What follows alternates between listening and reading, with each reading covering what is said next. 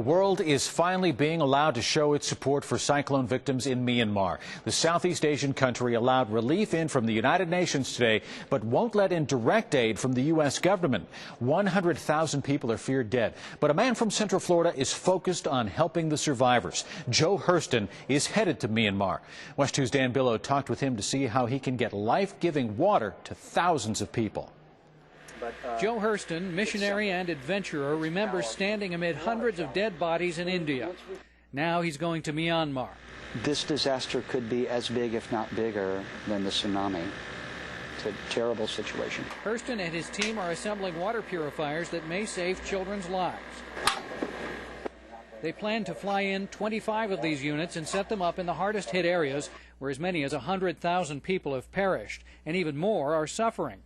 The country's military rulers have barred some relief flights from the U.S. and elsewhere, but Hurston thinks he can get in. We knew we had to go, and we stepped out by faith. And, you know, we didn't have the units, we didn't have them funded, but as soon as we made the decision to go, the phone began to ring. He has the track record. I've covered Hurston's missionary flights to disaster areas for 16 years, from Haiti to the Bahamas to India. He always gets in.